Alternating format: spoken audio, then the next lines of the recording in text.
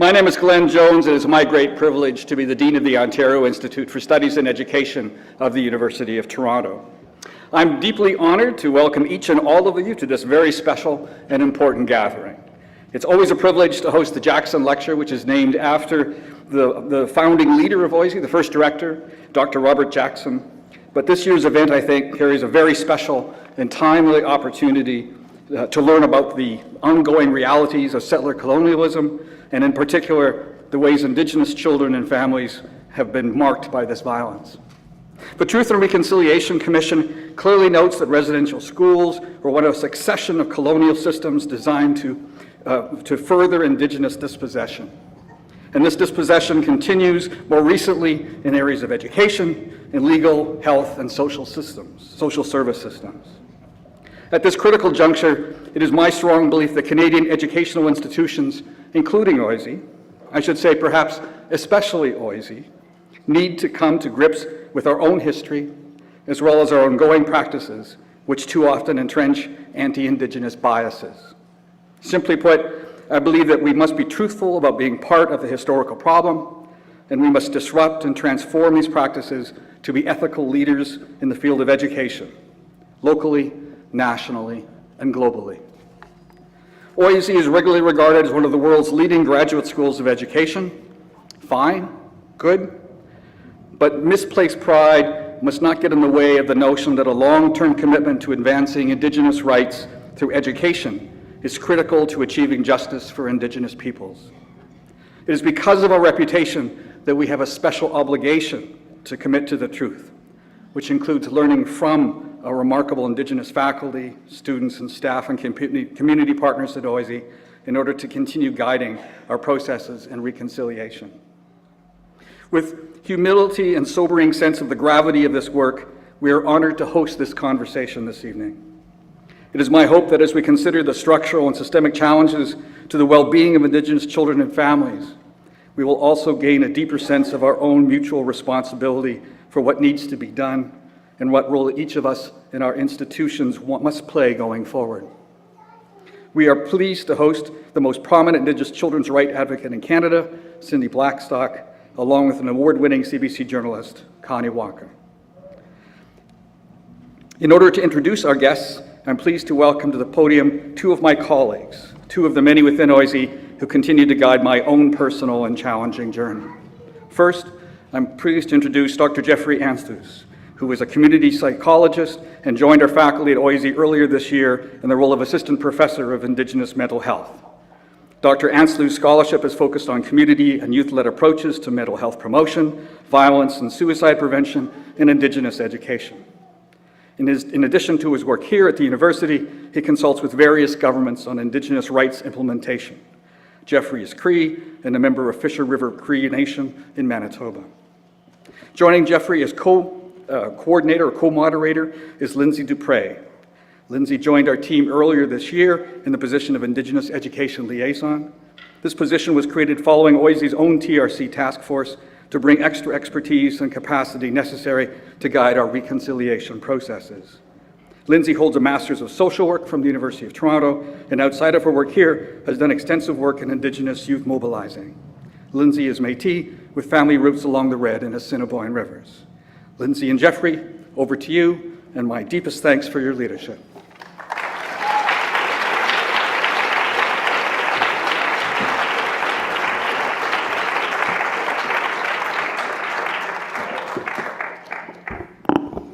Thank you, Dean Jones, and welcome everyone. We are, some excitement. That's good. It's so good to see you all and to be coming together to listen and to learn from two amazing, amazing women who are going to lead this discussion with us tonight. It's very important that as we approach our learning in this space tonight, that we really appreciate just how important this conversation is. Too often, these conversations are framed as Indigenous issues or Indigenous perspectives, but these are things that we are all connected to in different ways. This university that we're in has a big responsibility and needs to acknowledge the ways that we are tied in ongoing processes of colonialism. There's many people in this room who are tied in different ways, and I want to thank my community, the Indigenous community of Toronto, those of you who have came out tonight to be here and to be in a space where we're talking about things that really aren't just issues that we can leave behind at the end of the day. They affect our bodies and our families and our communities every single day. We think in our preparation for tonight, we talked about the importance of talking about issues of Indigenous children's rights here in the province of Ontario. More broadly, as many of you are aware, the overrepresentation of Indigenous children in the child welfare system is matched with an equally heinous injustice, which is the underfunding of children's education and access to health services. We also want to signal that in a place like Ontario, this doesn't only impact the lives of Indigenous children, but also children of color who are also overrepresented in these systems and are impacted in unique ways. One of the things we want to signal for this evening is that if you have questions or comments throughout tonight's lecture, you can submit those to Twitter by using the hashtag #JacksonLectures. So for those Twitter users in the crowd, you're welcome to do so. We'll be filtering through those questions throughout the night and hoping to get some of those in later this evening. It's my privilege to welcome our conversational host this evening. Connie Walker is Cree and grew up in Okanese First Nation in Saskatchewan, the Prairies, Prairie Pride here. Yeah. I was told I couldn't read her extraordinarily long bio, so I'll just say that Connie is an absolutely incredible award-winning broadcaster. Many of you, I'm sure, are familiar with the CBC News podcast Missing and Murdered, which won an award for the series on Who Killed Alberta Williams. More recently, if you're on Twitter and other social media platforms, you'll know the profound work that's occurring with the work of Finding Cleo, an incredible series. My favorite kind of obscure fact about Connie was that she was recently named in last year's Indigenous Twitterati. Important voices, important people to follow on Twitter. So it's a delight to have you hosting us today, but what I'd also like to say is that Connie's work is well regarded, not only for shedding a light on these important conversations, but for doing so in a way that centers the voices and the experiences of our communities, and in doing that in a really good way and from a place of good heart and fullness of heart. And thank you for being here with us tonight.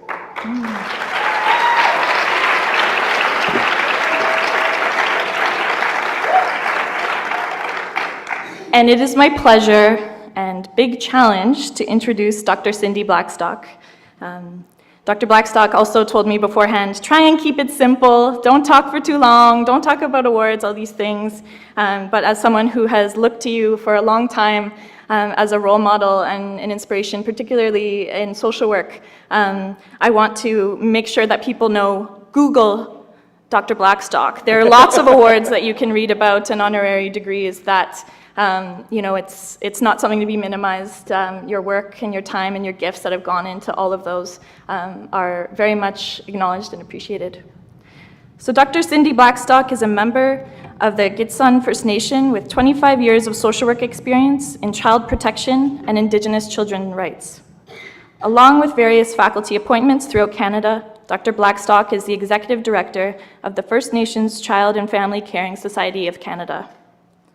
Over the past 10 years, through her work at the First Nations Child and Family Caring Society, Dr. Blackstock has been doing tons of advocacy work and has recently has won a battle with the Canadian Human Rights Tribunal, which ruled in their favor, sorry, not a battle with the Human Rights Tribunal, with the federal government through the Human Rights Tribunal, which ruled in her favor and the Caring Society's favor that the federal government's long-standing underfunding of the child and family services on First Nations reserves and failure to ensure First Nations children can access government services on the same terms as other children discriminates against 163,000 First Nations children on the grounds of race, national, and ethnic origin. Dr. Blackstock holds a PhD in social work from the University of Toronto, along with over 15 honorary doctorates, a master's degree in management from McGill University, a master's of jurisprudence from Loyola University, and a Bachelor of Arts in Psychology from the University of British Columbia. Can you believe that's the condensed version? Thank you both so much for being here and leading us in this discussion. We are so grateful to have you here. Please join us in welcoming Dr. Blackstock and Connie Walker. Okay, great. Well, Connie, we haven't introduced the most important person on this whole show. That's right. I'll leave that to you. I mean, who's joining us up on stage? First of all, I want to say that I'm incredibly honored to be here with you today. It was supposed to be my colleague Duncan McHugh, and when he couldn't make it, I was so ecstatic to be able to jump in and to get a chance to chat with you about some of the work that you're doing. So thank you all for having me and joining us here today. Thank you. Well, it's great to be here with you.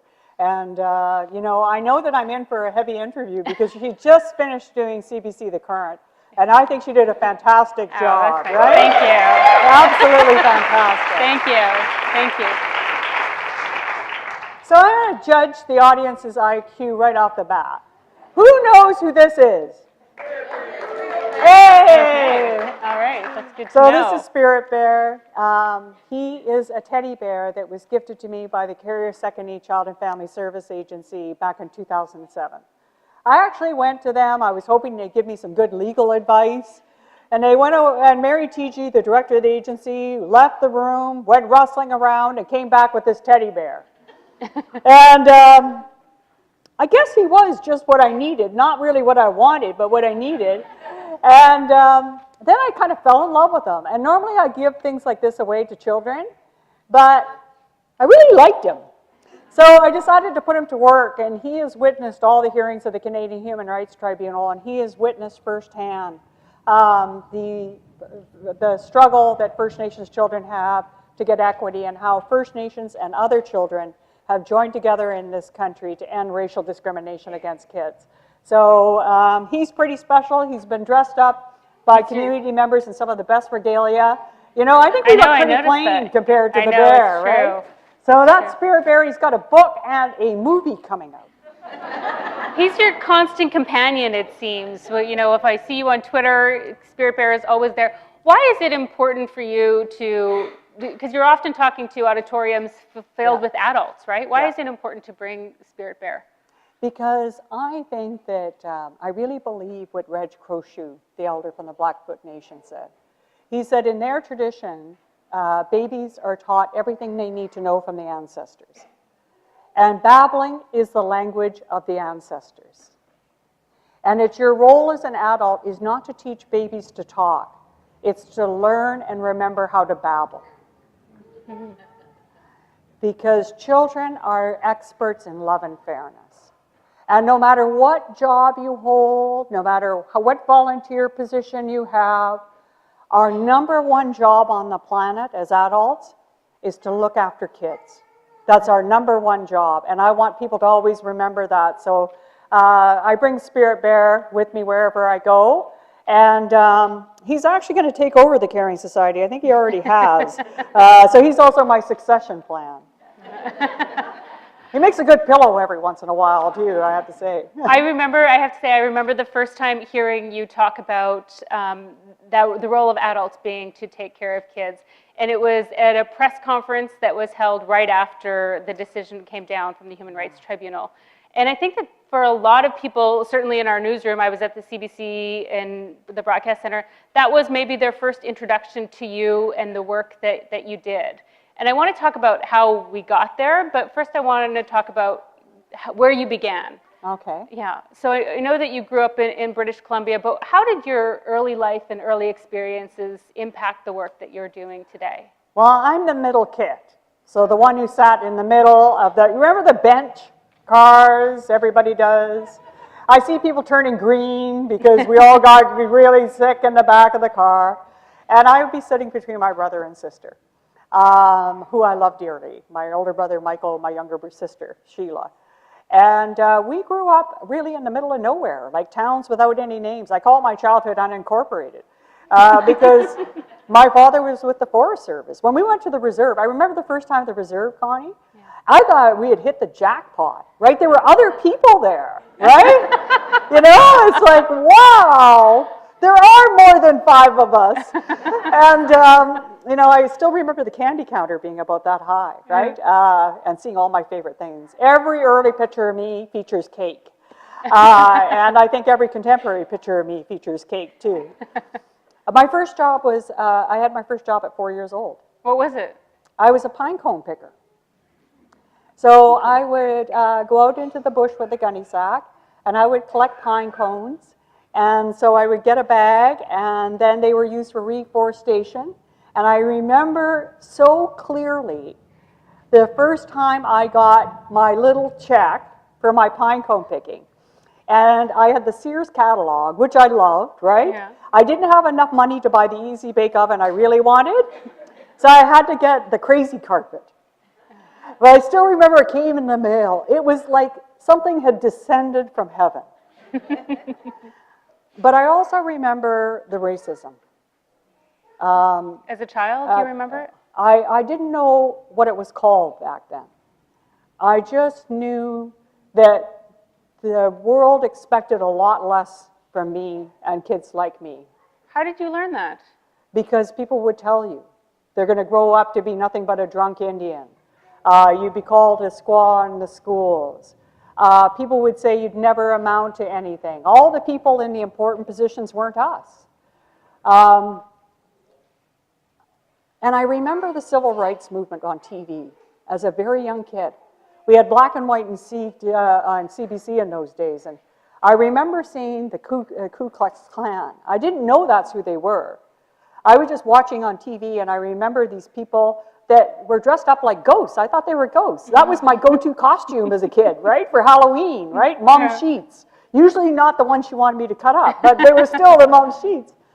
But I couldn't figure out what had these black people done that was so wrong that made these other people so angry with them.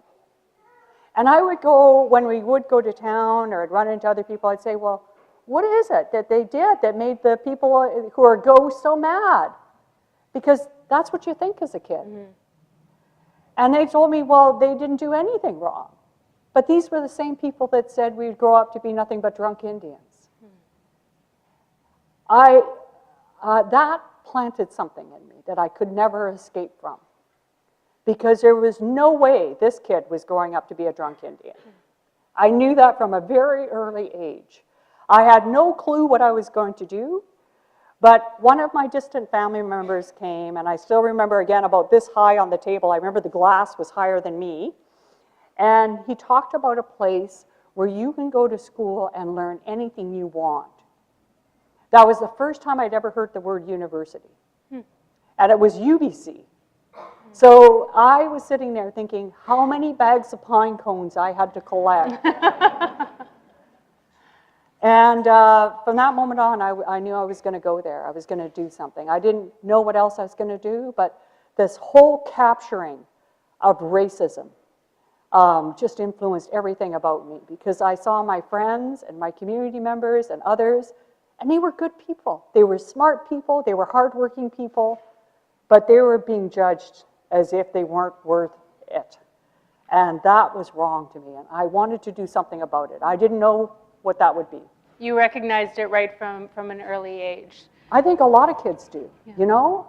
I think a lot of kids still do. Yeah.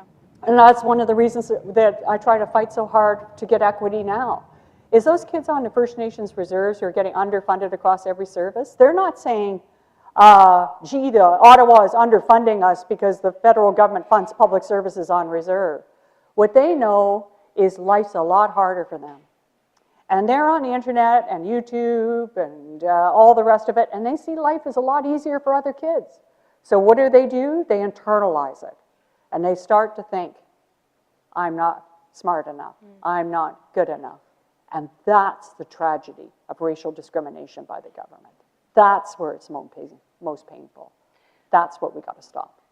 When you did eventually go to university and you did... I know, I ate all the cinnamon buns. I love UBC cinnamon buns.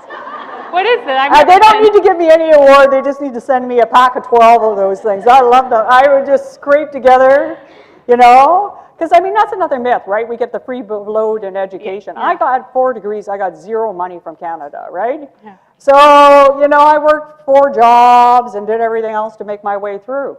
So I'd be scraping together enough money, though. Every week, my priority was one of those UBC cinnamon buns. And I would do it for the first 3 months, but then I'd get too broke for the last few months of the term. But you spent some time working after your university days in social work as a child protection worker. I know, I just fell into that, literally fell into it. It How was did not you fall a choice. into it? Really? No, I had no clue what a social worker did. I mean, I wish I could say this all looks nice and was fueled by benevolence. It wasn't. It was like, you know, there's a job ad. I like working, I worked in a group home, and when I was going through university, and I fell in love with the kids there. And I remember 2 girls in particular that had come from a very remote First Nations community in BC to be in this group home. Both of them were fluent in their language. Neither of them had ever been away from their community. And I remember seeing them walk in that door and saying, what the heck are we doing to these girls? And to see everything that they know was not valued where they now came to. So no one was saying how wonderful that they speak their language, how can we learn a few words? It was, man, they need to double down and learn English. And so I was convinced then that the issues that were resulting in girls like those 2 being removed from their communities had very little to do often with their families and more to do with society. That much I knew, but I had no inclination to be a social worker because I didn't know what they did. I took 1 social work class and I didn't find that interesting at UBC. It was a history of social work, interestingly enough, and it covered nothing about our role in the residential schools or 60 scoop. Was there anything about Indigenous people or No, Indigenous well, I'm telling you honestly, I don't remember ever seeing Indigenous faculty or Indigenous students at UBC. Now, when you wanted to see something Indigenous, you had to cross the highway and go and see the Museum of Anthropology. We were in the museums. We were not in the university at that time, right? That's where we were. What do you think that does, you know, or to how we're perceived within Canadian society when we're seen as existing in the past, as opposed to being front and center and to being part of the faculty or part of the university and the society in that way? It makes you feel like you're screaming into silence as a human being. I remember when I was a little kid, you know, being out in a bush, basically being taught that the most important things in life I'd be able to understand as a 4-year-old. Pretty much like Reg Crowshoe said, right? And then I got to grade 1 and I was convinced I was stupid. Absolutely convinced. Why? Well, I couldn't figure out what the heck was going on in this grade 1 class. I was lucky enough to not go to residential schools. They were operating all around me, but because we lived in the bush, and I think thanks to our dog who was part wolf, we never saw the Indian agent. But I ended up in grade 1, and I had a lovely grade 1 teacher, Mrs. Hartford. I love her. But I couldn't understand anything. And then one day the penny dropped. You were smart in Western education to the degree that no one else understood you. Okay, now I don't understand that. I took the dictionary home. And my family would save up enough money to buy an edition of Compton's Encyclopedia. Anybody here remember Compton's Encyclopedia? There's a few of us who are prepared to go over the edge and admit it. And I would study that thing. I would find the biggest word and I would launch that out in grade 1. I went from the bottom of the class to the top. And that's the same with the PhD, right? You got to pay people to read those dissertations because they're so boring, right? You know, it's like, you got to come up with something that no one else can understand, and that gets rewarded in places like this. And, you know, I figured that formula out. Yeah. And for a long while, I thought, well, that's the ticket, right? You know, I'll just, you know, find some kind of contraption. Even in undergrad, I'd just sit there and wait for the biggest word and just flip it out. And I knew nothing, but I looked smart. And it worked. It seemed to work. I got through there. But you didn't know then in university what your future would be or what your career Oh, path I was had going no to be? idea. No. No, I was just cinnamon bun to cinnamon bun back there. So when did it change? When did you become focused? You fell into this job. I fell into this job, and I was horrified to realize what it actually was when I first got it. What right? was your job? I was 21 years old then, Connie. And I was a child protection worker up in northern BC. What did that mean? In the first week I was on the job, there was a team of 7, 4 of them quit. Wow. So I was now the third most senior social worker. After I 1 rose week. quickly through the ranks. And I remember I got a letter of delegation in the mail, like within 10 days, right? Because there's no one else to do this job. And you would walk into these families, and it changed who you were, seeing kids growing up in those situations, seeing families struggling to care for them. And I'll never forget, I say to people, if you've never done child protection, then try not to judge it, because there's nothing more horrible than having to remove a child from their family. And I will never, ever do a job that's more difficult than that. But sometimes it's necessary. And I would do this job, I would do it a night duty by myself at 21 years of age. There was nobody else you could call. You're going out into the middle of the night, God knows where. And up in northern BC, you know, like, this is like frontier country, right? I'm a northern girl, I love the north. But like, you know, it wasn't unusual to get even shots fired above your head, right? Oh my goodness. And this was child protection. This was 21 years old. And I started to realize, I did that job on the front lines in the province, both there and then later in North Vancouver and on the downtown east side. I realized that the reason that those children were at risk had more to do with flawed government policies than it did with the families themselves. And nobody was dealing with it. The child welfare system codifies these structural inequalities as parental deficits. Same with the education system. When we have First Nations kids who are going to underfunded schools and underfunded teachers, and they come to a place like this, then what does a university do? They provide learning assistance to that kid. Well, that's not helpful. Get out there and advocate for the federal government to fund these kids fairly. Like, come on, have some courage, right? No one was doing that for these families. I had no clue how to do it, and actually, you know, I was scared stiff of public speaking. I really was. I don't believe that. Yeah, many people don't.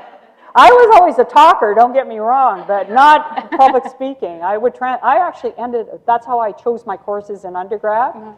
If I went to the first class and it said talk, forget it, I was out of there. So I ended up in 17th century literature, and learning about John Donne and all these crazy guys. So I was not a person who ever wanted to lead something. And I also had low self-esteem, right? So I didn't really believe I had anything worth saying to anybody else at this point in my life. I had that racism had compounded down on me too, right? I started to discount that knowledge that I knew when I was 4 years old. It took me a while, and it was people like Nelson Mandela and Martin Luther King that really brought me around, because I realized that these same people who really love a knowledge system where no one else can understand it fall in love with the people who know the essence of being a human being when you're 4 years old. There's nothing about Nelson Mandela or Martin Luther King or Mahatma Gandhi that a 4-year-old can't understand. And so that's what brought me back to that. And I just realized my mom was a great teacher. She still is. I love my mom. And, you know, she always said, Cindy, when you come against a complex problem, look for the obvious. Almost no one does. It's really true. And the obvious was these inequalities. And so... Was that something, I mean, obviously it must have been incredibly difficult to have that job where you were removing Indigenous kids. I presume it's... And non-Indigenous kids, yeah. From their homes. But what was the conversation when you started to connect the dots back to these other inequalities? And what were those conversations happening within No one was talking about it. You know, this is the crazy thing, is even now I think people go and they talk about what they can see with First Nations people. The far more important thing is what you can't see. When you walk onto a reserve and there's no food bank, but there's people who are hungry, like where is that voluntary sector, right? Where are the emergency shelters with people who have the highest level of housing insecurity? Where are the international aid organizations in getting clean water to pump to these communities? It's the stuff you don't see that's the greatest inequality. And I thought originally, I was naive, I thought originally it was just in child welfare, but then you start to see, you peel back that layer and you see across every aspect of their lives. And then the worst is that a caring Canadian public who didn't know any better would judge these families as if they got more. And that helped perpetuate the whole codification of these inequalities as parental deficits. It helped really enshrine in the people themselves. These stereotypes that Indigenous people get things for free or have more or are Can't given. manage their money, all the rest of that stuff, right? You know, and I'm one of these people, I'm a practical girl, right? I grew up in the bush, so I grew up practical. I know there's First Nations, Métis, and Inuit people who are not good at managing their money and probably committing fraud, but I live in Ottawa.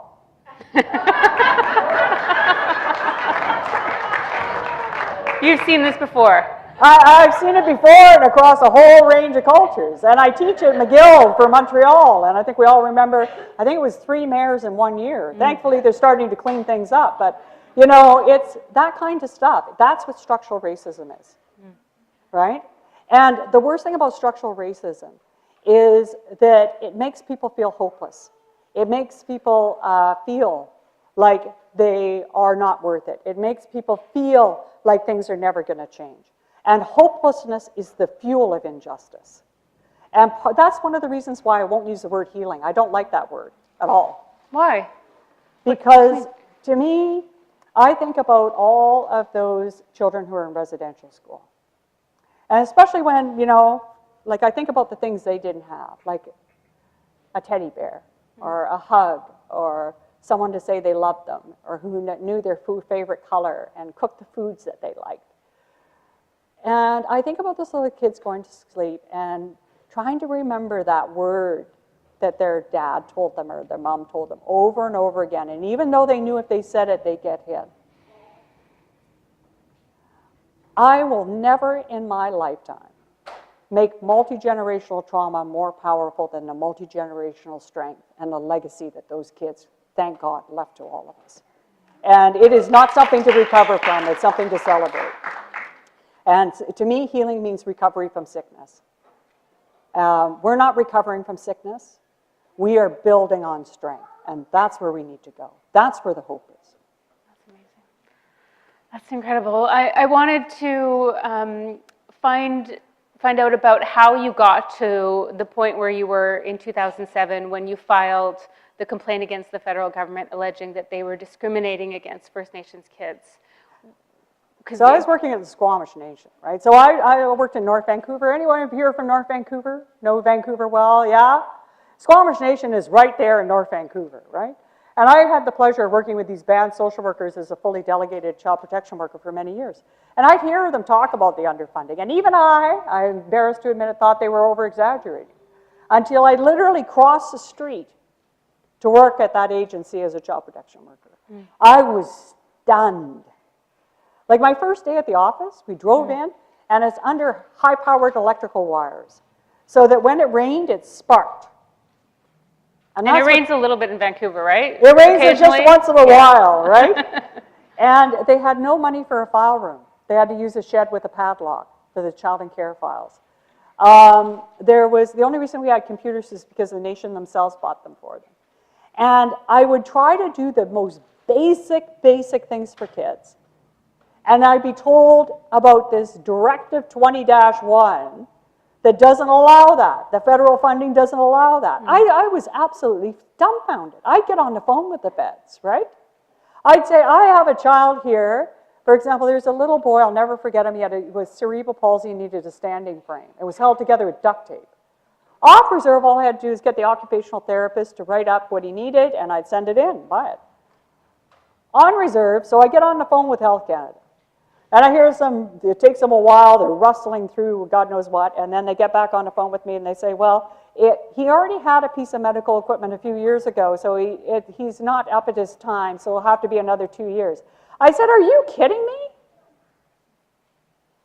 Because they only fund one piece of medical equipment every 5 years. So if you have a child who needs a stroller, a wheelchair, and a lift, it'll take 15 years for that child to get all that equipment. And I was just gobsmacked. And so, much to my terror, the director of the agency, who knew a lot more than I did about this stuff, wasn't able to fly to a meeting in Ottawa to discuss with other First Nations child welfare experts about this funding formula that became my supervisor, really. It stopped me from doing everything. I was buying things out of my pocket. I was holding raffles for the basic things, right? And so I end up there with this meeting of people who really know their business in First Nations child welfare. I just kept my mouth shut, right?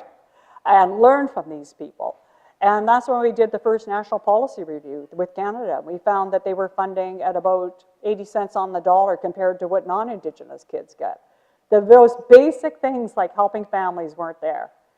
And then they didn't implement the recommendations, right? They're good at accepting reports, but they didn't implement the recommendations to make a change. And it's right around there where we created the Caring Society. And I remember an elder gave us a great piece of advice. He said, never fall in love with the Caring Society, never fall in love with your business card, only fall in love with the kids, because there might come a day when you have to sacrifice both those things for them.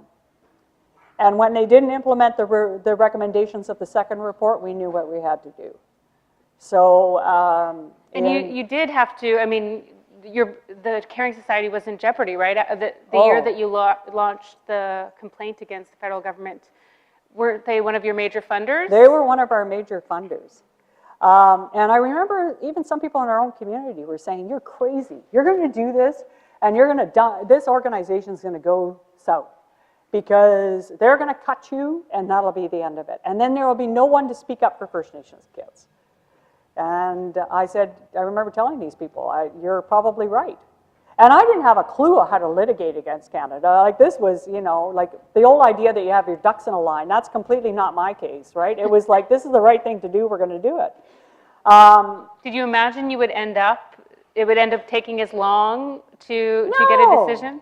No, I remember reading the brochure. It said, this is a citizen-friendly process. Anyone can do it. I thought, oh, okay, I'll do it. But when we filed the case, within 30 days, we lost all of our federal government money. But I remember a book of poetry my aunt gave me. It was kind of like the bear. You get what I wanted, the Easy Bake Oven. Like I actually would circle it with big black marker in the Eaton's catalog with arrows just so that people knew. And my initials so they wouldn't mistake it for my sister or my brother. I never got the Easy Bake Oven. That's still one of my unresolved childhood traumas. I still don't have the Easy Bake Oven. But I got this book of poetry, and I wasn't too happy about it, right? Because I really wanted the book. What do you do with a book of poetry when you're 9 years old, right? But it has a poem in there called Faith, and it basically says where you get to that place where light leads into darkness, there will be something solid to stand on, or you'll be taught to fly. And we had $50,000 in the bank. All my keynote monies, I always donated back to the kids. I don't take a cent for myself. So that's all we had to rely on. And then a little envelope came in the mail, and a pencil crayon on the outside. The best mail does not come with gold lettering. It comes in crayon or pencil crayon. And inside was a little letter, and it said, Dear Cindy, here's some MUNY for the kids. And inside was $1.67. And so I knew that was our something solid to stand on. And I knew there was no way we were going to give up. If a little kid is prepared to give us $1.67, there's no off-ramp for us. So no matter how tough it gets, we're going to see this thing through. And I really think this thing is spiritually guided a lot. Because despite being cut, we're still the only national Indigenous organization that doesn't get a penny of government money unless they're ordered to pay us. And I use that money to set up the Jordan's Principal Scholarship.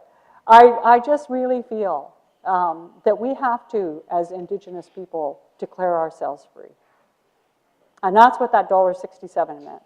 is you can be free. It's like Mandela. He was never in prison. He always was free, no matter how many bars he put around him. And to me, that's, I don't even use the word decolonization, because I don't think it's about putting colonization anywhere in that first sentence. It's about declaring our own freedom and our right to be ourselves. So from there, we launched into a journey that would take many years. Is it right? still going on? Is this, It's still going on. Where are you at right now? I mean, we know that in 2017, the Human Rights Tribunal ruled in your favor and found that the Canadian government was discriminating against First Nations kids. Yeah. And there have been a number of non-compliance orders since then. 5 non-compliance orders. 5 non-compliance orders. Yeah. Where do you feel you're at now? This Liberal government, obviously, 2017 it was a different government. No, the decision came in under the Liberals. Under too. the Liberal government. Yeah. So where are you at right now in terms of feeling as though there is justice for the kids who are being discriminated against? Well, I can say that the tribunal's decisions have become more and more specific over time. And so I think we're really at a place now where Canada either follows the order or they're found in contempt. And thanks to Jordan River Anderson and his spirit and his family. Because many people don't know that Jordan's principal is named after a little boy who spent 2.5 years unnecessarily in hospital because Canada and Manitoba were arguing over who should pay because of his race. And he dies in the hospital. And Jordan's principal is named after him. So I'm going to ask you all, never use the acronym JP. Because at least in my culture, I don't know if it's the same for you, Connie, when we call the ancestors who are honored ancestors, we never use acronyms for their names. So it's always Jordan's principle to me. It will always be Jordan's principle to me. And when they passed it in the House of Commons, and I remember his dad was there that night, Ernest Anderson. And we're up in the gallery, it's dark, and we're looking down, and they're doing the vote. And usually they stand up and sit down, but they all kept standing, every member of Parliament. And they did a standing ovation for Ernest and his family. But Ernest looked over that bar and he said, "Don't let the good being done today in my son's name only be a moral victory." And then what did Canada do? It narrowed Jordan's legacy from something that was equality, that every First Nations child should get the services they need when they need them, to something that would be ruled discriminatory by the Canadian Human Rights Tribunal in 2016. So Canada, even after that decision, came up with a very narrow conception of Jordan's principle that the tribunal ruled was discriminatory still in May of last year. But thanks to Jordan's principle that applies to all government services, all First Nations children, over 80,000 services have been provided to First Nations kids who would not have otherwise received those services across the country. And that to me is the tip of the iceberg. And on this child and family service side, we had another order in February of 2018. And they've announced $1.4 billion. We haven't seen the pennies drop in the old piggy bank, which is what I want to see, change at the level of kids. But we're going to keep at it. To me, Canada in 2018, it's got to be better than using racial discrimination against kids. I've always said about this case from the moment we launched it, that this case, if the kids win, the whole country wins. So even though the Canadian government lost this case, the Canadian people won this case. And that's why we all need to stand up together, because we need to understand that this is our Mississippi, that we have so normalized the discrimination happening in our own backyard, that we have not collectively stood up and kept talking to the degree it's necessary to end this racial discrimination across all services. And this is just child welfare. There's still inequalities in education and water and housing and everything else. So Spirit Bear has a plan for that, and that is to ask the Parliamentary Budget Officer to cost out all the inequalities and to develop something like the Marshall Plan after the Second World War to address them all within a time that's very quick for kids. And then the second part of the plan is we feel the Department of Indian Affairs needs an evaluation. It has never been evaluated, Connie. There's never been a plan, federal plan, to get rid of these inequalities, which is why they've gone on for so long. There's never been an evaluation of the department. And although there's good public servants, the character of that place has got the Indian Act in its DNA. And it has continued to make the same mistakes from residential school, the 60s group to now.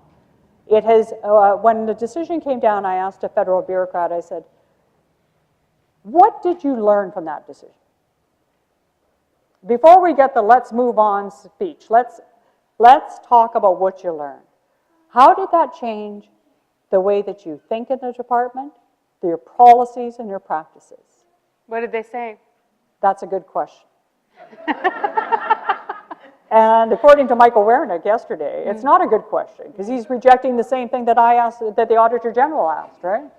And he's a Privy Council clerk, right? And he's saying that it's not a cultural problem. I think it is a cultural problem. Are people surprised when they hear this from you? Because you travel around across the country all the time talking about the work that you're doing.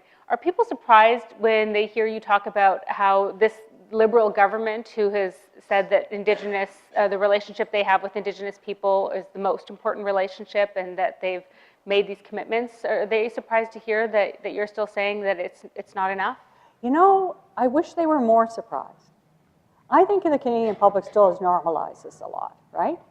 It's interesting to me to see what people get excited about.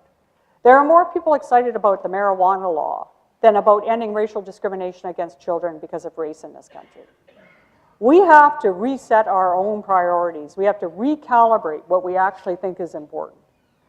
And quite frankly, if we can drop $5 billion on a 65-year-old pipeline, that's even older than I am, right? That's got a few more rings around the tree. We can afford to end racial discrimination against kids tomorrow. We really can. And the problem is, we never ask ourselves the question, why is racism against kids affordable? Is that the question? Why is racism against kids affordable? I've asked the federal government, and I said, okay, so if we're so broke that we can't afford to give a First Nations kid clean water, a sanitation system, a decent school that doesn't have black mold, well-paid teachers who get paid the same as everybody else and who have learning tools that are culturally appropriate, a chance to grow up in their families, then what are First Nations children losing to? And if I think about just this last few weeks, a pipeline, the World Cup, the duck that was floating around Lake Ontario last year, that's what we're saying is more important. And it's not a critique of this particular government. It is something that's been a thread throughout all the governments. And I'd like to, just acknowledge Minister Philpott. I think she's really made some progress on this file. But we're working on it is not the answer First Nations children want to hear. We are ready to treat you equally is the answer First Nations kids want to hear, and they don't want to hear it just in words. It's kind of like governments, I think, forget that what it's like to be a parent. You can tell your kid how much you love them every single day, but if you never show it to them, they'll never believe it. I want them to stop saying how much they care about our kids and actually show it by getting out there and putting shovels in the ground and building more schools and ending the overcrowding and giving clean water and stop fighting us in court. Well,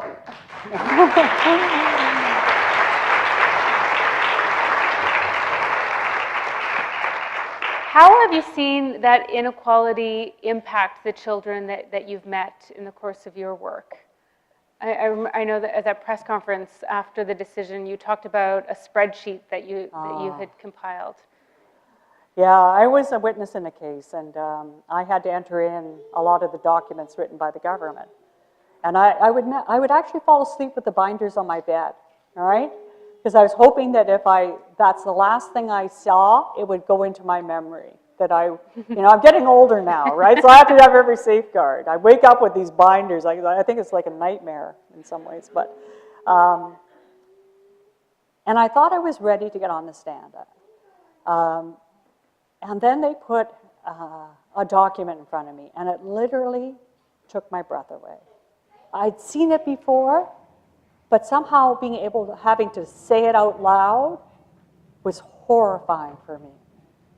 There's lots of ways, we develop ways of talking about these things that sanitize them. Like we talk about the overrepresentation of First Nations kids in care, 12 times more likely. And the problem is that even when I say that there are 3 times more First Nations kids in child welfare care today than the height of residential schools, that still doesn't grab people's attention.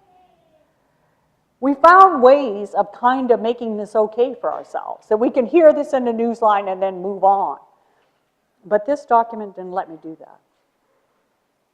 Because when you ask a kid to count time to something they're looking forward to, or something they want to be over, they don't talk about overrepresentation. They talk about how many sleeps do I see my dad?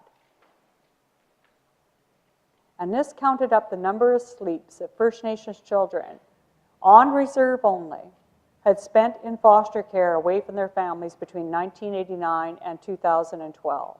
And it was over 66 million nights, or 187,000 years of childhood. That's the price of waiting. That's the price of being patient. That's the price of all of us as adults not asking more of ourselves. And it's not just holding the federal government accountable, it's holding us accountable too. Because our number one job on this planet is to stand up for kids. And I would stand up for any kid if the Canadian government was saying you get less because of your race or because of any other kind of difference. To me, every kid is sacred and every kid is worth the money. And we all need to start doing that, right? That's what we need to start doing. I want to see thousands of people show up for Have a Hard Day. And the amazing thing is that during the whole case, it wasn't so much the adults that were the heroes of this case at all. It was children. I remember we launched the I Am a Witness campaign, and we loaded all Canada's court documents, all of ours, and not really very many people were paying attention. A few First Nations folks would come and watch the hearings, but mostly Spirit Bear and I were sitting there by ourselves. And I was going to be cross-examined in 2009. And that's the moment things shifted for me. Why? Because I was going to be there alone, and in walks a group of high school students. And this young man comes over and he says, "We are from alternative school, which means we get into trouble a lot." And I said, "Good, because so do I." We have that in common. And he said, "Sometimes we deserve it, but sometimes it's the systems that deserve to be in trouble and no one takes them on. But you are, and you want our help." So they stayed there for the full 2 days, which was a miracle according to their teacher, right? And not only that, they came back to the next set of hearings wearing I Am a Witness t-shirts that they had designed with more of their friends and with some of their younger brothers and sisters. By 2012, there were so many children in a courtroom, we had to book them in shifts. And even up until today, thousands and thousands of children of every diversity are still writing letters to the government. And they're not charitable letters. They're not saying, you know, do this for First Nations children because it's a nice thing to do, a charitable thing to do. They're saying, do this because we don't want to grow up in a country where our friends get left behind. The children are experts in love and fairness. They know how to do reconciliation. And they often ask me when they're at those marches, where are all the adults? That's a question we need to ask ourselves is, where are we? You talked about reconciliation, and I know that especially within the Indigenous community, there is skepticism about reconciliation or even cynicism about reconciliation. Where do you feel, how hopeful are you about seeing reconciliation in Canada between Indigenous and non-Indigenous I've already people? seen it. I've already seen it. Every time on Have a Heart Day, we have a Heart Day where we developed actually, because of the overflow of the kids who couldn't fit into the courtroom, it was on Valentine's Day. So I thought, well, who needs Valentine's more than politicians, right? So we'll get the kids to write Valentines to the politicians. And so the kids did, and they have their beautiful signs, a glitter and everything about Shannon's dream and Jordan's principle, and they're outside of Parliament. But Connie, not only are they outside, but they got a microphone, the kids do. And I'll never forget a story where they're reading their letters, and one little non-Indigenous boy who had Asperger's syndrome, autism. And he was a kid who was bullied in school. And so before Have a Heart Day, he had written his letter to the Prime Minister, but he kept on throwing it into the trash bin. And his teacher went and recovered it and flattened it out for him. And she said, "Why are you throwing it away?" And he said, "Because no one wants to listen to a kid like me." But when she told him that there's something he could do to help other kids, something changed in that little boy in that moment. He said, somebody needs me? Someone needs me? And it was just a couple hours later that he's standing in front of the House of Commons and he reads this letter. He said, "Dear Prime Minister, do you have a cat?" "I have a cat. His name is Micah. He's a boy and he's black." And then he gets right down to business. This is what a PhD dissertation should look like. I'm one of those people who has to be paid to read them. So, in this one, I would not have to be paid to read. He said, "Prime Minister, you better build more schools or you're going to create a crime wave and lose all of your money." I think someone south of the border needs to hear this message too. And he says, because kids who do not get a good school can't get jobs when they're bigger. But they're still going to need money, so some of them are going to have to steal it, right? And then people in the community are going to get mad because crooks are invading their homes. And he looks down at his paper and he says, "My teacher tells me you're in charge. So you better man up right now and build more schools." Love Harry, right? I've seen reconciliation. We in this generation still don't get it. We don't see the racism for what it is. It doesn't make us lose sleep at night. But that next generation, they see it clearly. They know it's unfair. And instead of striking committees, instead of wringing their hands, they're out there doing things. And that, to me, is the hope of the great country. If we can raise a generation of First Nations, Métis, and Inuit kids who never have to recover from their childhoods, and a generation of non-Indigenous kids who never have to say they're sorry, then maybe we will be a part of co-creating a country and a society and hopefully a global village where peace and respect and integrity really can reign. Do you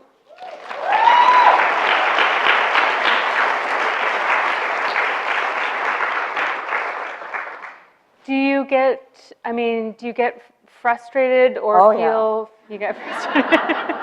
Because that would be amazing, but we're talking about the next generation and the next generation after that when there are kids right now. That's why we litigate against them. You got to take away the choice. You have to make them stop. For the good of the country, but most of all for the good of the kids. You have to use something that can force change. And I'm absolutely convinced that without the tribunal, and I want to give a shout out to the 3 tribunal members, because I don't know if many of you know that after sitting through 72 days of hearing and reading all these documents, one of the members, Régent Bélanger, passed away just 2 months before the ruling was released. I had permission from the parties to go to his service. I didn't know what the decision was at that time, but what I did know was that his family had gifted him to these children to consider one of the most important cases in the country. And his widow said that he was sending direction on a case up to just a few weeks before his passing. So that tribunal fell in love with our kids. That tribunal fell in love with justice. And they know that they have to sit on Canada to get them to do the right thing.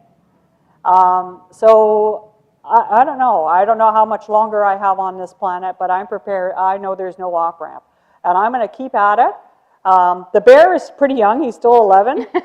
So I think he's got a few more years left in him, and we're just going to keep at it. We cannot accept this, Connie.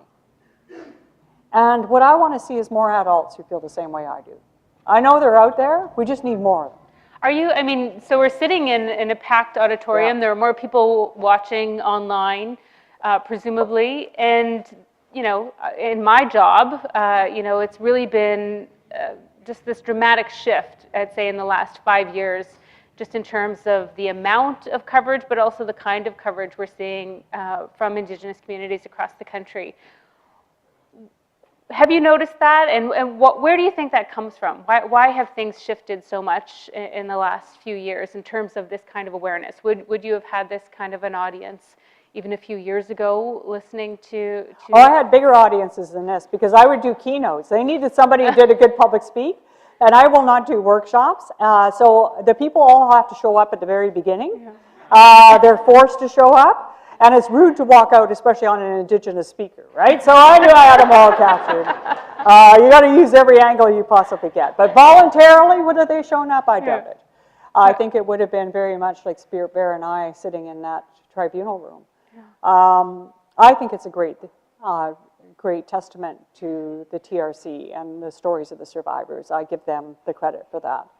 I also think that Canadians, thanks to social media and coverage like yours and other Indigenous news outlets and mainstream media starting to pick it up, are starting to educate Canadians. And I find a lot of caring Canadians are shocked and horrified to realize that they live in a country where kids get less because of who they are.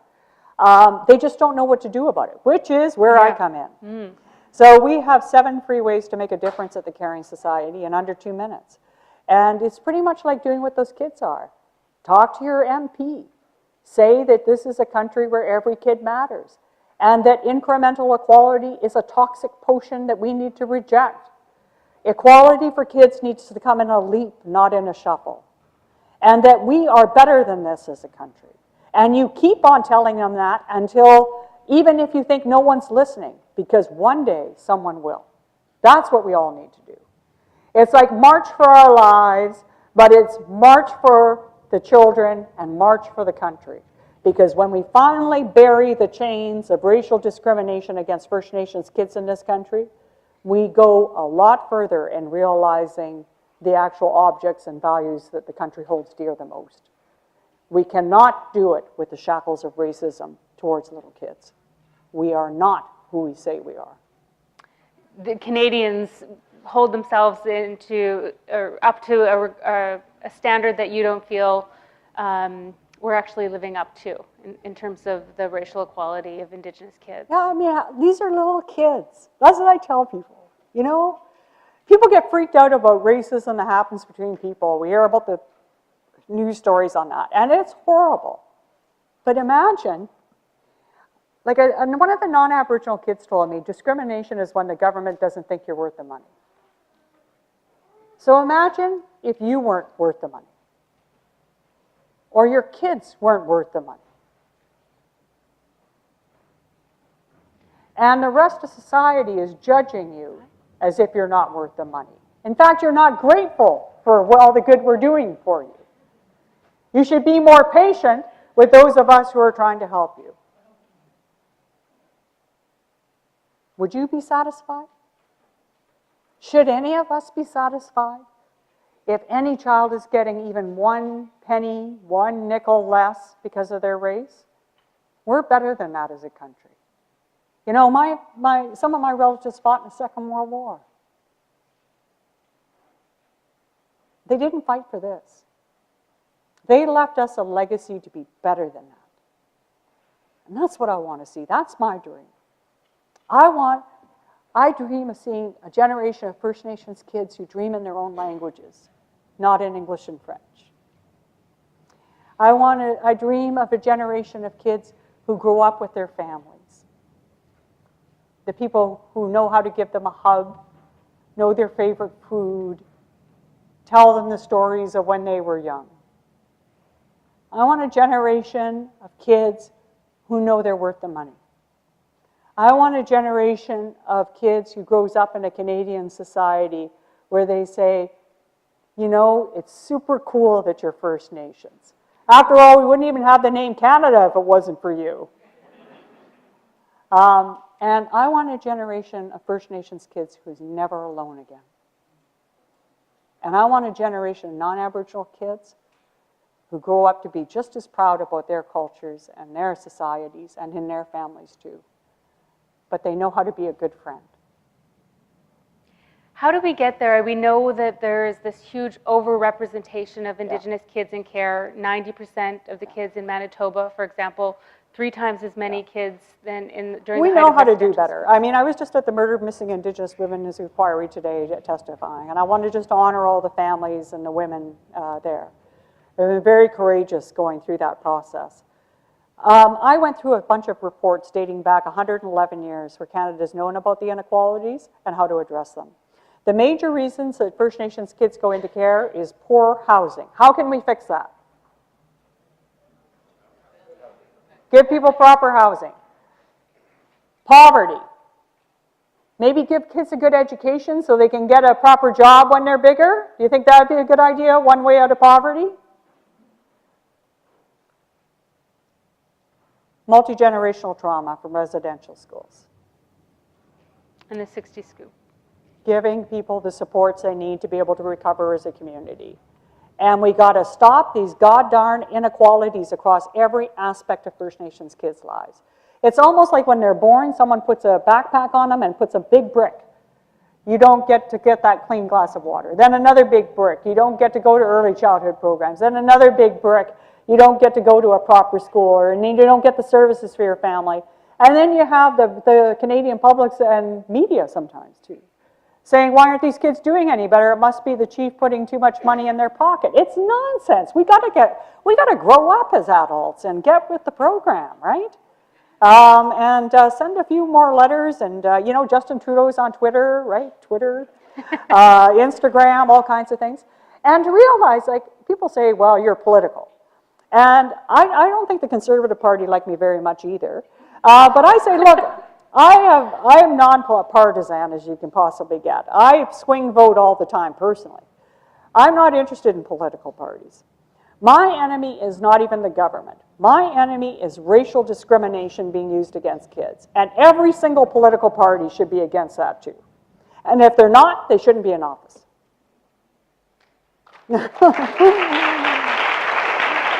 I know that we want to get to some questions. We're getting a sign here yeah, from the front row that we need to be quiet. I only have one last question before we hear from the audience. But how do you practice self-care? Because I can imagine... Cheesies and bath bombs.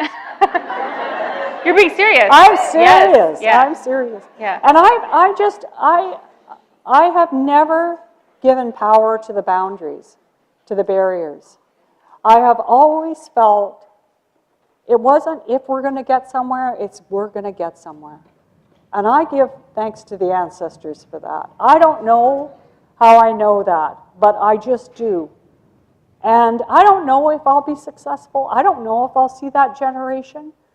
But I'm going to do everything in my power to make it happen. And I know behind me, there'll be someone who's going to take it up, like those young people that introduced us.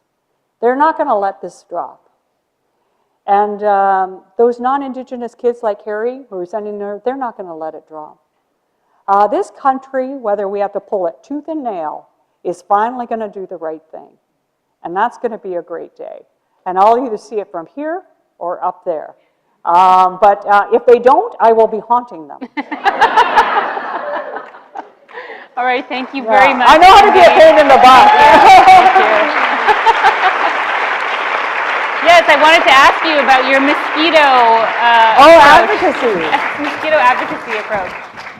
Yeah, mosquitoes. I have a mosquito advocacy thing.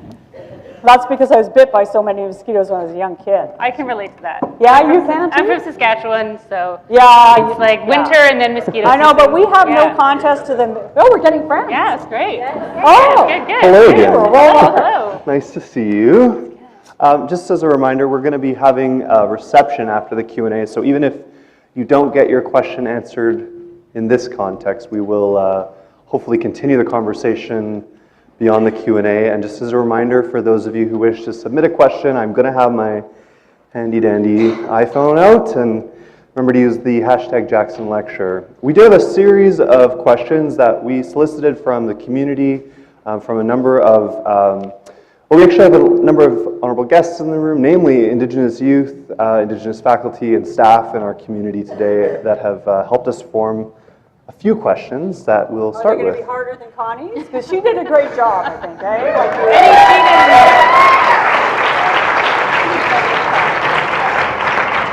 I mean, as a professor, I kind of want to say, like, yeah, maybe a little bit harder. No. The bear will handle the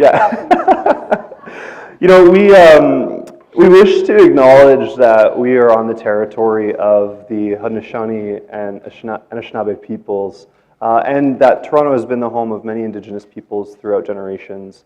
But we purposefully did not start tonight with that practice, in part because, as we've discussed, it's kind of become a very problematic practice in the context of higher education, often emptied of meaning. that we acknowledge territory in part because Indigenous people have been dispossessed of territory, have had land stolen, and in very material ways continue to experience the impacts of colonization. And so, yeah, we have a question regarding that and what you both think. You ready? We're wondering. I don't think you're on. I don't think you can you hear No. her? No. Well, do you want me to ask it on your, oh, did I just disappear too? Hello? Now I'm good. Now You're I'm good good. now, okay. Hey, and you're number one. And I compute on the microphone. Right? So now, and I'm number two, so I'm behind you. We're in the right. We're sitting in the right order. So going with what Professor Anzus just said and connecting this to land, because I agree. I think land acknowledgements in many ways have lost their meaning, and so to tie it to what we're talking about here, we're curious from both of you.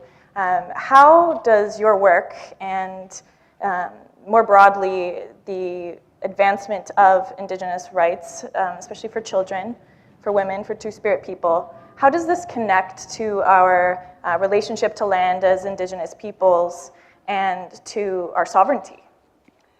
For me, I watch a lot of toddlers. Mm-hmm. They love mud. All toddlers love mud. They love flowers and they love animals, right? They are born, as Reg Croshu said, connected to the land. All children are, right? And we train that out of them, right? We start to, especially in Western society, make the land something that gives to you instead of something that owns you, right? That you're a part of that co-creation. I think the land, of course, for Indigenous peoples is really important. It's where those stories are of where you were born, where you come from are all in those stories. And I remember a teaching of an Aboriginal elder in Australia, and he said, we have become guests in our own land. And part of what we need to do is reclaim our role as a host, right? We need to, again, view ourselves as hosts and no longer as visitors in our own land, and to be good hosts to all of those who have joined us since then. So one of the things I try to do is I think that somehow our story has become one of handkerchiefs and road blockades. We're more than that. And I like to teach kids how cool it is with all the gifts of Indigenous people to country. So if I had my way, I'd spend all my time with 4-year-olds. Adults are okay, but... And they just bring a bunch of stuff, right? Like something with the name Canada on it. Maple syrup, ketchup, coffee, all these things. And you ask them what is a gift of Indigenous people, and they all go for the totem pole. Of course, I have to bring a totem pole. It's cooler than everything else, right? But anyway, I'm a little biased. But they always pick that up. But then you start teaching them about the fact that maple syrup is a gift of Indigenous peoples, that the name Toronto comes from a First Nations language, that the name Ottawa comes from a First Nations language. If you walk into an airport gift shop, which is where the national identity of any country is, don't you find that? Right? You see all these people from other countries pillaging around. If you took everything out that wasn't us, you'd be left with the RCMP bears. That's it. And even the bears are from us. Like, we're everything that's cool about this country, right? I think it's time that people kind of step up to the plate and realize how great we are, right? But we have to realize that first. That's part of just reclaiming that freedom that we all have. We all have something very special. And it's not that it's more special than what other people do, but it's our gift to give, And I want people, when they go out and they have salmon or they have bison or they have maple syrup, that they understand that that's a gift from Indigenous peoples. They don't even think about those things as Indigenous. They think about them as being Canadian, right? Because we've been so generous. But, I think it's time to step up to the plate and learn about some of these things that you think are so special and Canadian. And take a look at the gift shop. I'm telling you, what I say is true. The shelves would be empty without us. You would know. You've been to probably every gift shop or every airport, I've been in airports and I've been milling around, and as a First Nations person, there's so many circuits you can take around the gift shop without looking suspicious, right? But I have been to many, many of these gift shops. Yeah, it's true. I guess I would just say that when I think about connection to land, to me it's intertwined with culture and community and family. And that is really centers everything that I do and have always done. That's the reason that I wanted to become a journalist, was to help tell stories from our communities, to help see ourselves represented or better represented in the media, and that I still have this,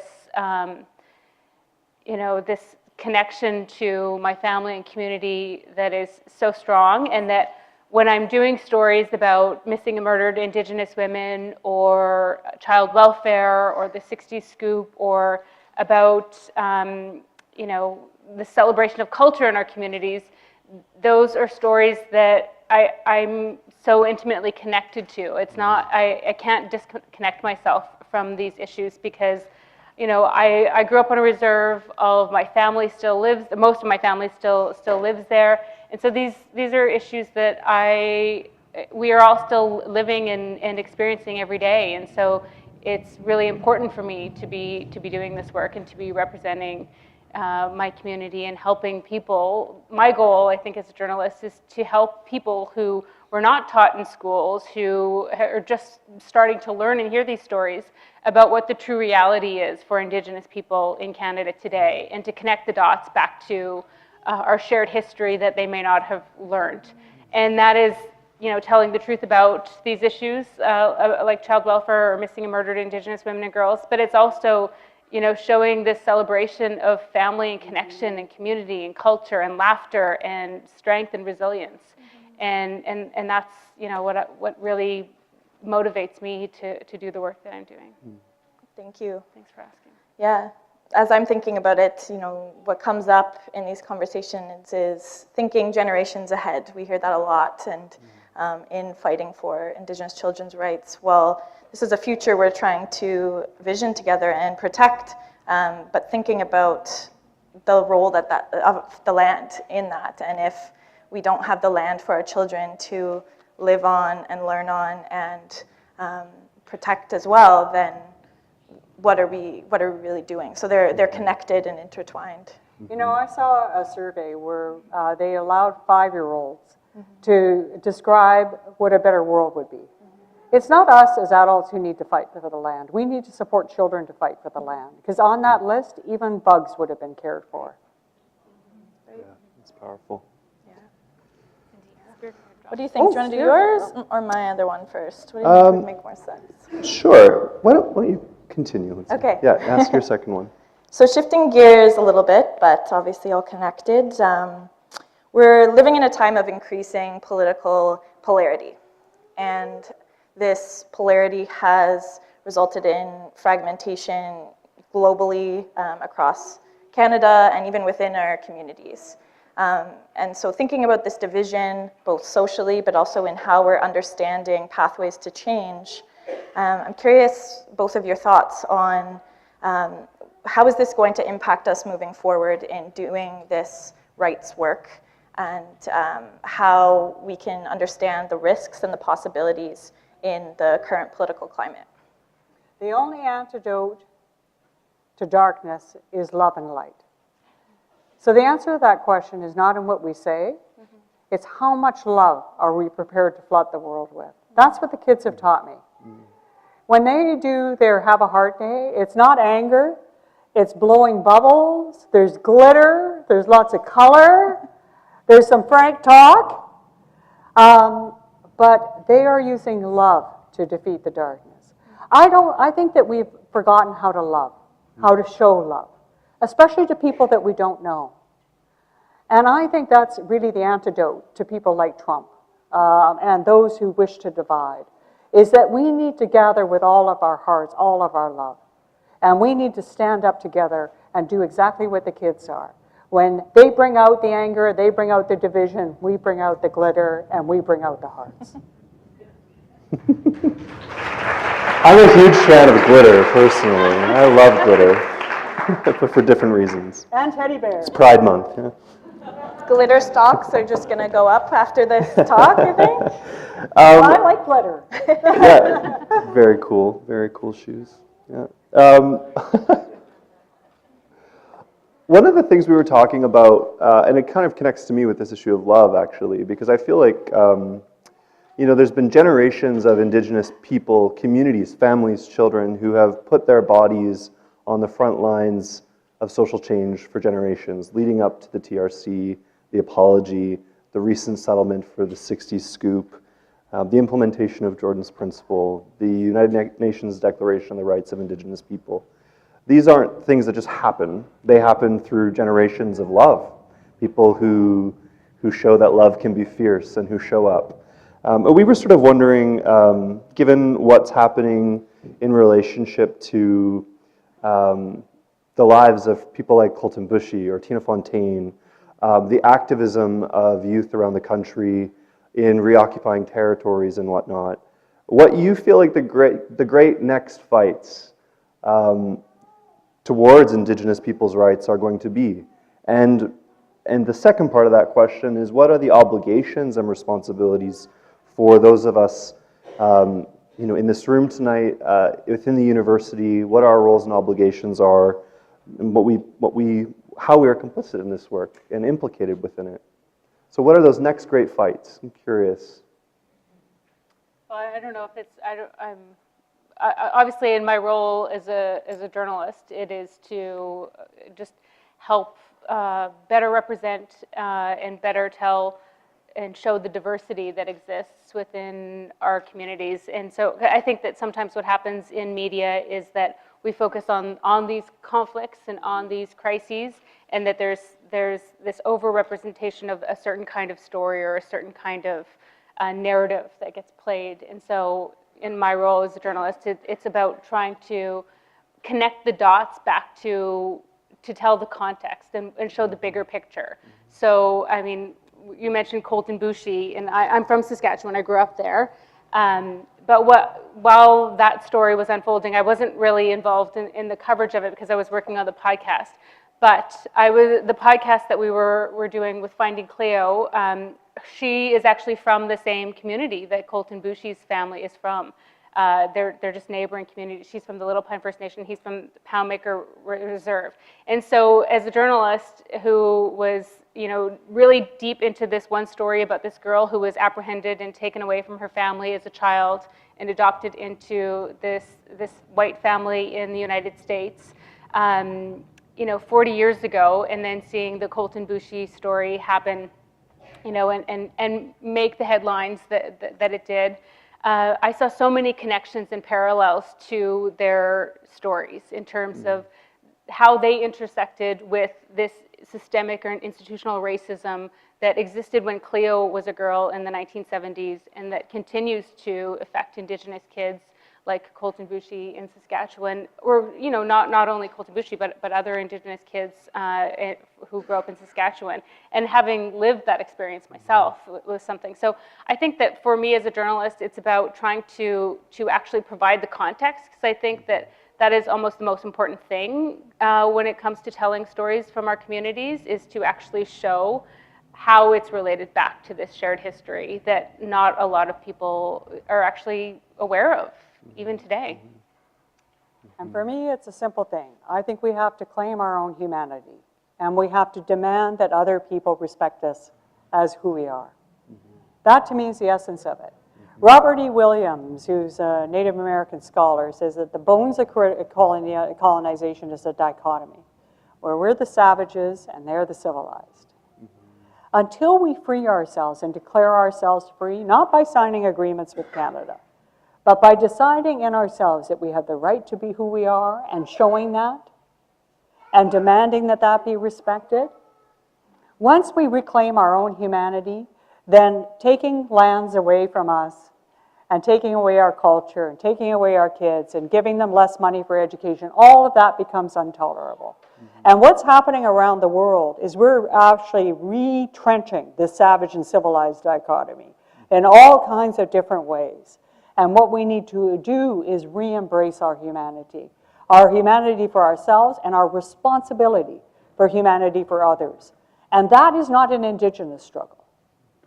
I think too often we say this is an Indigenous struggle. It's not an Indigenous struggle. It's a struggle of humanity.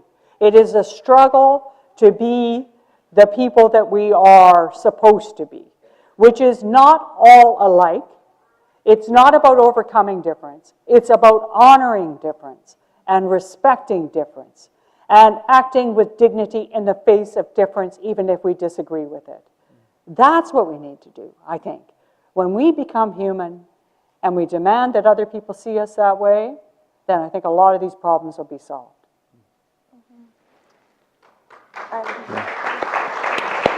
I had one tweet came in. What can Indigenous university students and other Indigenous youth do to get involved in these pursuits of justice? Well, they're all on Twitter. This guy's on Twitter, or person's on Twitter. They can get on there and send a little note to their MP. We have the 7 ways to make a difference, fncarringsociety.com. And I just want to, actually, I'm going to embarrass her. But there's someone here who didn't know what to do, but just did it, and that's Helen Clarkson. And she's right there. And she is just a caring Canadian person who saw this story and didn't know how to do it.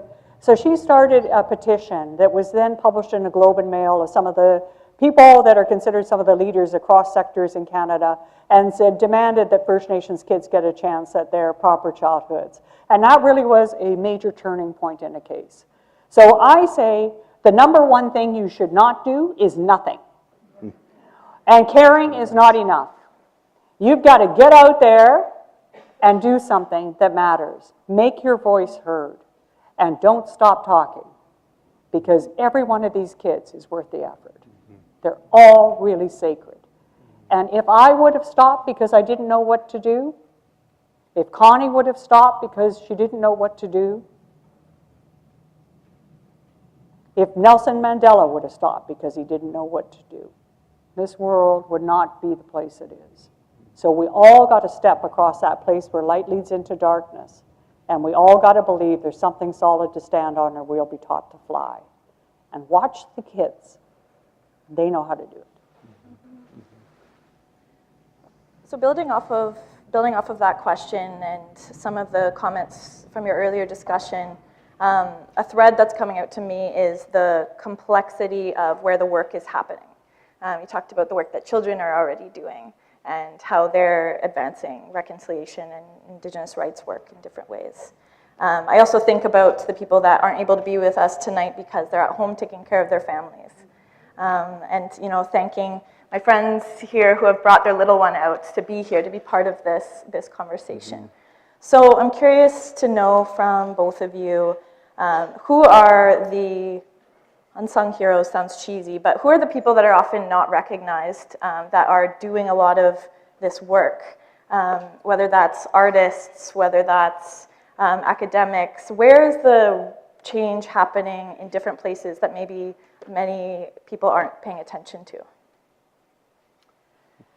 Well, I mean, I think that I think about when we started CBC, it was Aboriginal then. We started CBC Aboriginal in 2013.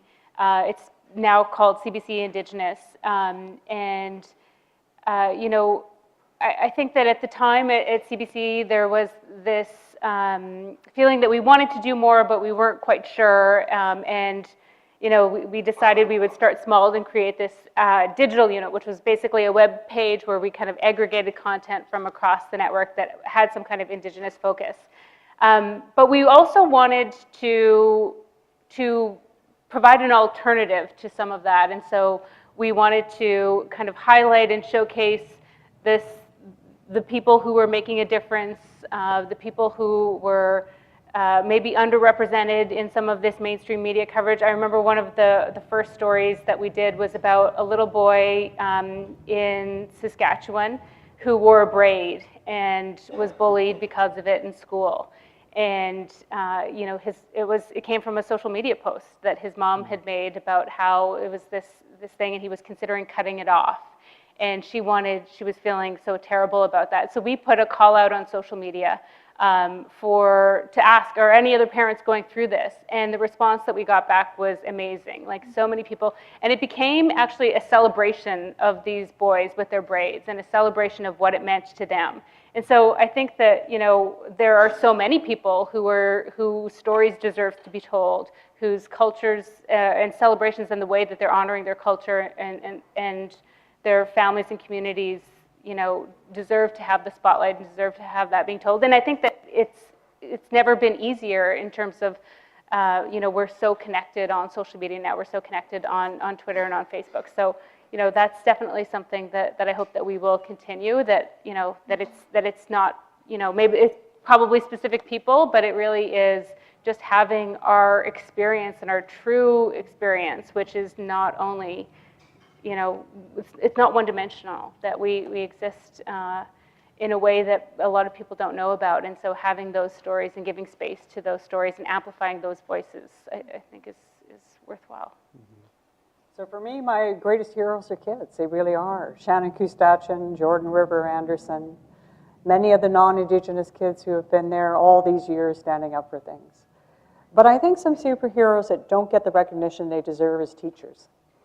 They are in there in the classrooms now teaching this new generation of kids what none of us know. They're teaching this generation of kids not to be like us.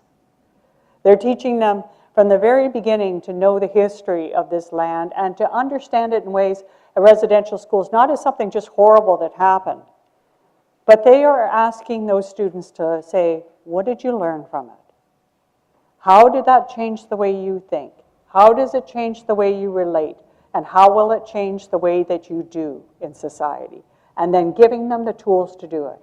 Like, I cannot imagine the courage of the teachers who, in the early stages of our work at the tribunal, somehow had the courage of getting those kids on a bus, getting parental consent forms signed, and getting them all in there to watch, right?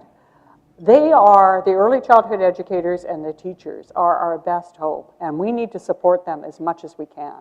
At post-secondary, it's almost too late, right? You're trying to get an institution that thinks that knowledge is when you can say something that no one else understands, to recognize that fundamental wisdom is far more powerful than that. It's making knowledge accessible to everyone. Understanding that an institution shouldn't give out PhDs to people who are not acting in duty of service to their communities. It's really the community decides to get the PhD, not for people paid to listen to it. We have to flip post-secondary, but it's the teachers, to me, that are the real superheroes. So hands up to people like Sylvia Smith, who founded Project A Heart, and Charlene Barehead, and all the teachers who are out there, especially because they weren't taught when they were young. They don't know what to do, but they're learning it, and they're hell-bent to teach this generation of kids far better than what they got. So I'm grateful to them.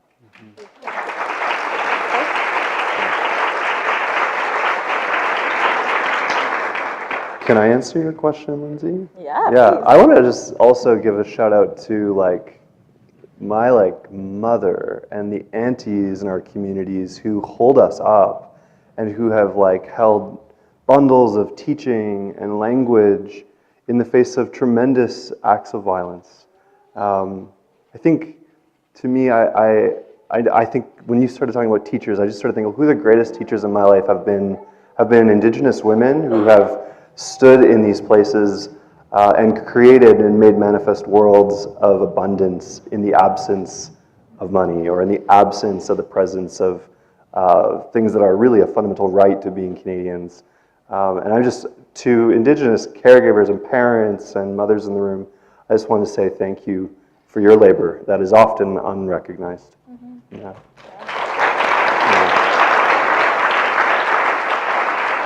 I once heard an article refer to you, Cindy, as a foster mom to thousands of Indigenous children across Canada. And I think... And auntie, I mean, give me 3 hours with a toddler and you'll see how tired I get. But the one thing I'd like us all to do today is just make an oath to ourselves that we're going to have 10 multi-generational strength gatherings for every one healing gathering we have.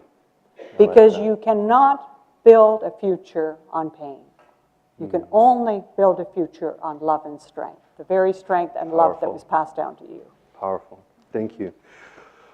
Well, I was going to maybe let Connie have a chance. If there's any last words that you want to have to the group before we give our thanks and close out. Sure, yeah. I'm just thrilled to be here and be thrilled to have a chance to speak with Cindy Blackstock, whose work I've been following for so long. And I also am just encouraged by the amount of people who came out tonight to hear Cindy speak. I think that there has been this huge transformative shift in terms of, from where I sit at least, at CBC. I've been there for 18 years. And when I started, I was always interested in telling stories from our communities, but there wasn't at all the appetite. I think that for a long time there was a feeling that Canadians weren't interested in our stories. I remember I was filing for the National once a few years ago, and they said they were going to hold my story because they already had an Indigenous story on that night. And I was like, okay, I thought it was whatever, but I was also actually secretly glad to get another day to write my story because I needed the time. But 1 year later, I was in Ottawa for the final hearing of the Truth and Reconciliation Commission, and that led the National for 5 nights in a row. And on the day that the final report was released, the first whole 15 minutes of the show, the first 4 or 5 stories on the National were all truth and reconciliation related stories from across the country. And so, I think that we've now have the recognition that these stories are important, not just to Indigenous communities and Indigenous families and people, but the Canadians are interested in these stories, and that it's important, and that there is an appetite now that there never has been. And so I'm just really, grateful to be in the position that I am to help amplify voices from our communities, because we need to know about work like Cindy's. We need to know about all of the work that we're all doing in our communities every day, and so I really appreciate being here. Thank you. Thank you.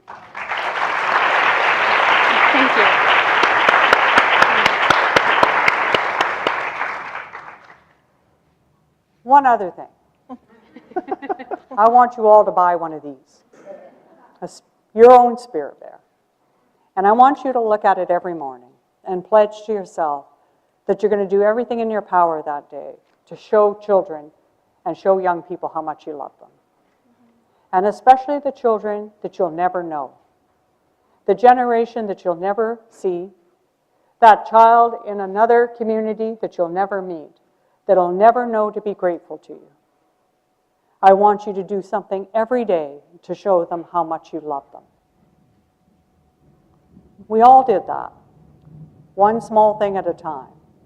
If we all held the door open for that person coming behind us, instead of the people who are ahead of us, if we all remembered what the children know, which is, it really is that simple, that love defeats the darkness.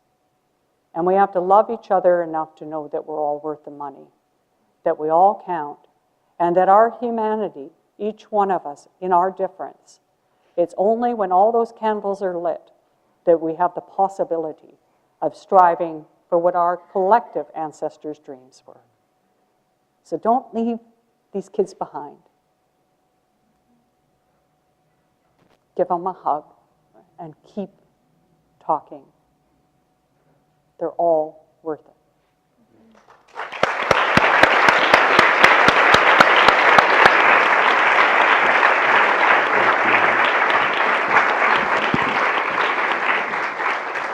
Spirit Bear, looks like we get a present. Yes, we have some gifts for you. We have. Is there salmon inside, honey? I mean, I haven't actually looked. I don't think so, but it's not looking good. Thank you. We do have, I believe they are scarves, and also some beautiful artwork from a local Indigenous artist named Chief Ladybird. This is a young person who is an important part of our community here, and we wanted to offer that to you to take home as thanks. A few closing items. We want to let everyone know that the screening, the recording, the recording from tonight is going to be available online on the OISE website, and there'll be a follow-up email, so if you registered, it'll be sent to you. So And you weren't can- these two fantastic? Yeah. Like, really? Thank you. Sorry to interrupt your flow.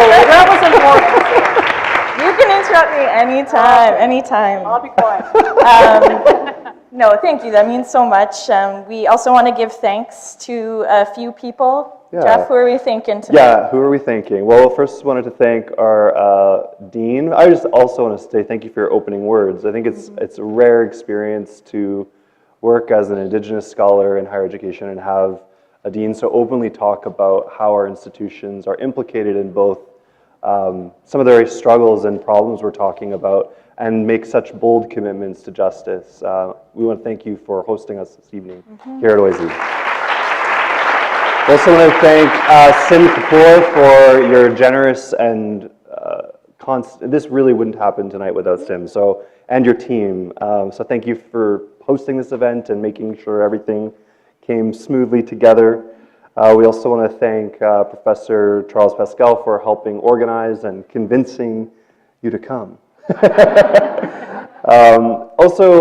have something at OISE called the Dean's Advisory Council on Indigenous Education, which is a group of Indigenous faculty and staff who support a variety of efforts and for whom most of what happens at OISE related to Indigenous education has in some manner of, some way of speaking, been brought forward by the labor of these members of our community. So we want to say thank you to Daisy and thank you for being here with us tonight. I see Dr. Waterman and Dr. Tuck in the front row, and your tremendous labor at the university is something that we benefit from every day, and thank you for being here.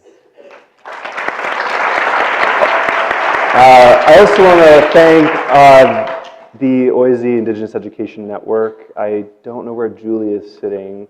Julie is just like a rock star. We call her anti-lightning because you're just going to get those thunderous bolts of energy and positivity.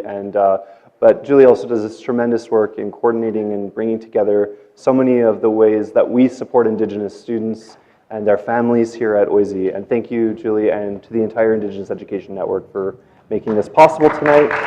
And I'm going to give over to you to get the rest of that list. Neil Tinker and Nori from OISE's Education Commons, thank you for making all of this come together. Thank you to Helen, to Andrew and Elizabeth from OISE Facilities, to Suriana, Marianne, Natalie, the other Lindsay, and Sim from the OISE Advancement and External Relations team. And again, a special thank you to our community who not only has shown up tonight for this event, but is showing up every single day to do the work in our families and our communities that we have to do. And so thank you to you all. If you'd like to continue the conversation, there's a reception in the library that we welcome you all to. And super thanks to that little child who is here all the time with us. Raven. Love him. And to the Lieutenant General who came to learn. And I think that says a lot about the change in leadership in this country. We also want to give a special thanks to those of you who are tuning in online tonight, who are not in the room with us here, and those of you in the overflow areas. We've appreciated your presence with us here tonight. And for those of you who tweeted me, you can follow all of us on Twitter and Chief Ladybird. So, And Spirit Bear. And Spirit Bear. Please follow Spirit Bear. Thank you so much. Get home safe. Yeah, travel safe. Thank you, Lindsay. Thank you. Yeah, thank you. I am so sorry my face was not like responding. I was so nervous. I was just trying to hold it Oh, together. you guys are great. You were so great. Thank you.